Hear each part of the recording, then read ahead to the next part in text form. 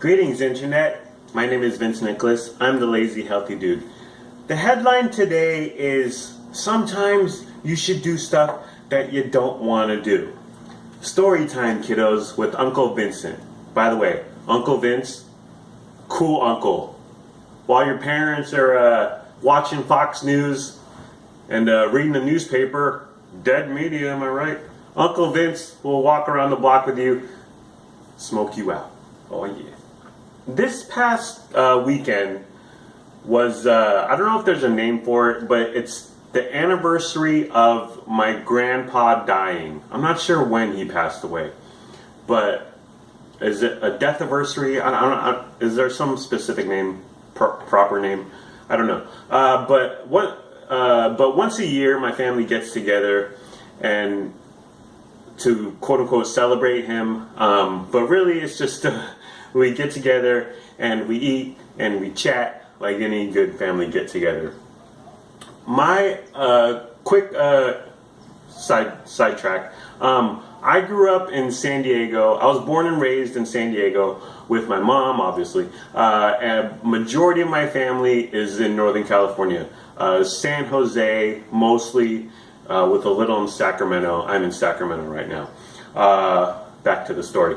So I wasn't always just connected to the Vietnamese side of my family. This is the Vietnamese side of my family. The Italian side of my family is in New York. And that's a whole nother deal. But Vietnamese side of my family, I never, because we never spent a bunch of time together. Now I have fond memories of like every summer for several years, my mom would ship me up to San Jose for a week, and I would just hang out with my cousins, and we would just play video games. I can't remember if it was Nintendo, I'm old, or Super Nintendo. I'm not that old. But we would just play video games and eat and just hang. I would hang with his friends, and we would just do silly teenager stuff. So I did spend some time with them, but the geographic disconnect between San Jose and San Diego, I just always felt like sort of an outsider, and I think my mom would agree with this, that we never really bonded, formed the tight bonds, relationships that families can sometimes have. And that's fine. I mean, I don't know. There's no such thing as a perfect situation. So I never felt part of the family for a couple reasons I'll go into. Also that I'm half white and they're very Vietnamese, hella Vietnamese. The majority of them came over here on boats. Okay, oh, no, planes. Yeah, the whole fresh off the boat thing, that's racist. Never say that again. They came over here. My mom came over here in the 70s, I believe. And slowly but surely the rest of her family, brothers and sisters, and they brought their kids and all that. So it's kind of spread out, but pretty much everyone made it over here eventually. I don't even know if I still have family over there. But the half white thing, yeah, I always feel like sort of an oddity when it comes to my Vietnamese family because I'm half white. Because of my size, I'm bigger, thicker, and taller than all of them, really. So I always felt like I was just sort of, I don't know if the right word is gawked at.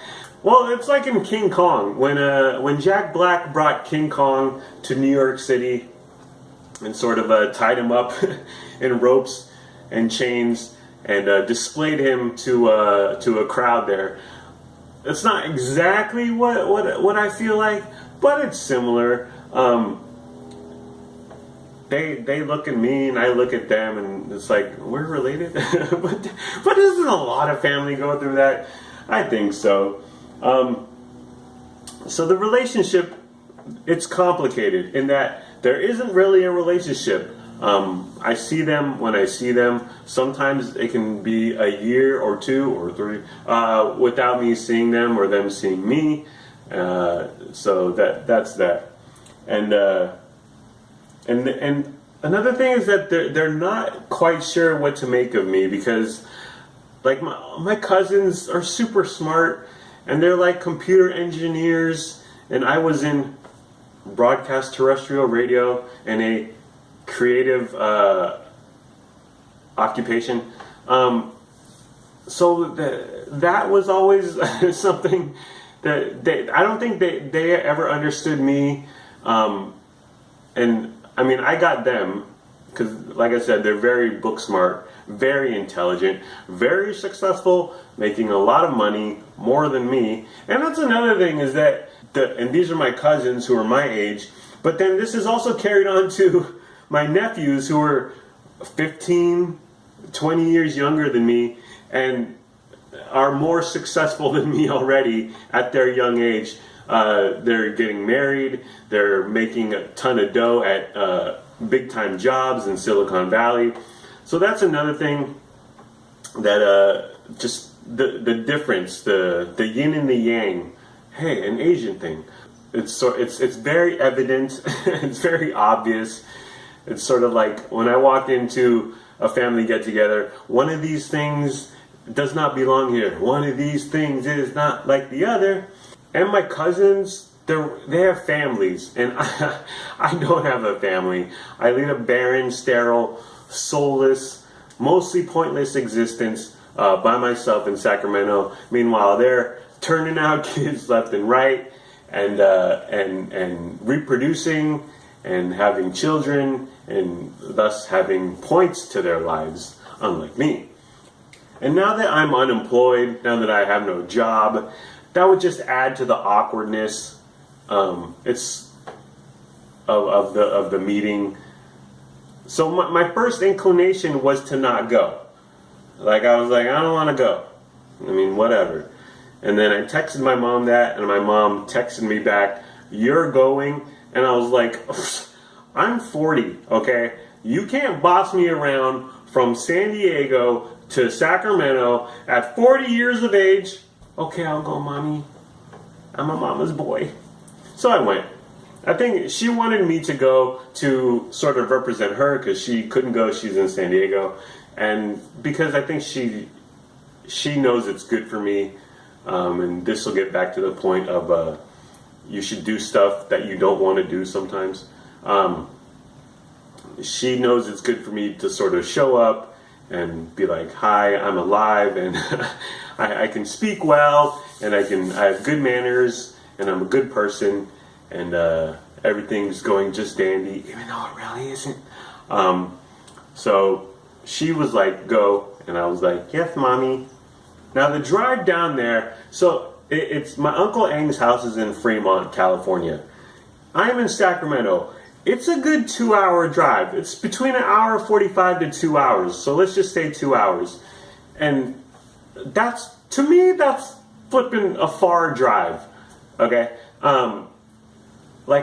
Anything over 10 minutes to me is a far drive. So at 2 hours, I was just like, ooh. And it's a long 2 hours, and yeah, I have music, but I also have my head and my brain and my thoughts, and I don't like to be alone with that very much. I like to stare at YouTube and watching dudes without shirts lift weights, and that's my life, and that keeps my brain occupied. But when on the 2-hour drive down there, I was not a happy camper. Okay, I hated the 2-hour drive. I started to hate the people, my family. I started to hate the people I was going to see there. I started to hate myself. I started to hate everything because I was like, this is a long-ass drive. And my family get-together, it's basically about 30 people speaking Vietnamese in very loud voices. If you ever heard people speaking Vietnamese, then it's very similar to Chinese. But they're an animated bunch. They're very... They get carried away easily. There's no such thing as speaking like this. "Hello, how are you?" It's very... And it's intense, man. And it's something that I've never quite understood. I guess this is part of the culture, but two people speaking Vietnamese to each other can easily sound like 20 people shouting at each other, about to get into an argument, about to throw bows, about to get into a fight. It's an odd language. The tone, it's intense, man. It's a lot to take. There's no calmness. There's very little chill in Vietnamese. And so when we get together, when my family gets together, it's me and my Uncle John, who's the other white dude in the family here. And used to have Uncle Arnold. He passed away a few years ago. So it's me and Uncle John who speak English, and then about 30 other people speaking Vietnamese in hurried, rushed, loud, boisterous tones. And then there's 10 kids in the living room on their iPads. As with, I'm pretty sure any race can identify with that these days. So, and me and Uncle John, there's not much in common there. But every once in a while, like a cousin or an uncle will come up to me and start speaking in English, and it's like, "Hey, how are you? Well, what about those Chargers?" And it feels like pandering. I don't know. It's like, how long are you going to speak English to me until you get back to yelling in Vietnamese, shouting in high-pitched, loud tones in Vietnamese?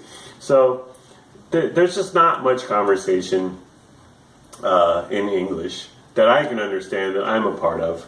But in the end, and this is the point of all this rambling madness, in the end, at the end of the day, I hate that phrase. Why do people say that?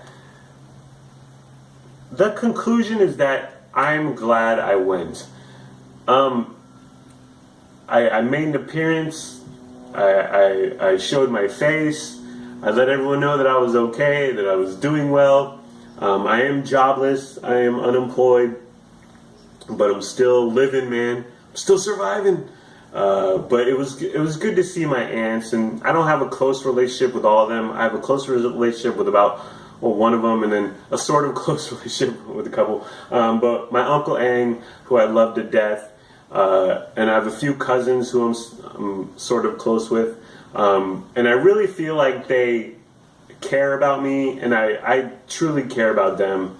And it's not that way with all 25, 30 of the people, but again, with any family, I think there are issues, and you connect with the people you connect with, and the other ones, you're just kind of like, you shrug your shoulders like, oh yeah, we're related, okay, whatever. But I'm glad I went. I got to see them, reconnected. I felt like I represented my mom well. Like I said, she couldn't come, she was in San Diego. Yeah, I mean, did one of my aunts mock me for using a fork to eat Vietnamese food? Yes. Okay. They might have giggled. She might have giggled. She had a good laugh. But I'm half white. I don't know how to use chopsticks, and I refuse to eat with my hands in public. That's another thing. But so I grab a fork. I grab a fork whenever I'm eating Vietnamese food or Chinese food. Just because I don't know how to use chopsticks, and I'm not going to eat with my hands like I'm some savage, because then it's like mayhem, and then all I want to do is wash my hands. So it's a whole thing. I like forks. Forks are very practical. Eating with your hands, it's bedlam. It's mayhem and cheese. It's just a lot going on. So I like eating with a fork, and then my hands are clean, but I still wash them because I'm a germaphobe. But it was a good experience. I mean, they judged me. I judged them, just like any good family get together. And I can only imagine what they were saying about me in Vietnamese. On the other hand, they probably weren't even talking about me at all, because I'm nothing. I'm very insignificant in their lives. I got the hell out of there in less than 2 hours, but honestly, I wanted to stay an extra hour or two. I could have. But I had plans. I met my dude Anthony. He lives in Newark, which is right next to Fremont, and we had plans to get coffee because I rarely see him nowadays. So I had to scram out of there. But I could have stayed and hung. I mean, it was cool. So I'm glad I went. And in conclusion, in real conclusion, sometimes you should do stuff that you don't want to do, such as going to the gym. I'm tired. I've worked out enough this week. What's the point of if I miss one day, I can miss one day? No. Or you go out to eat. I want nachos. I don't want a salad. I want to get mozzarella sticks and baked potato skins and mashed potatoes and all that crap and brownie cookie, a brookie. They got that at BJ's. I just saw that on Facebook. And I want to get a big pile of ice cream, but no. Sometimes you do stuff and you don't do. Okay, here's in conclusion. Sometimes you should do stuff that you don't want to do, and sometimes you shouldn't do stuff that you do want to do. Wow. I just blew your mind, man. And mine. I blew both our minds, man. And that's it. Please like, comment, or subscribe, or don't. Do whatever you want. You're a grown up. Make your own decisions. Do what's best for your family. You do you, bro. Peace.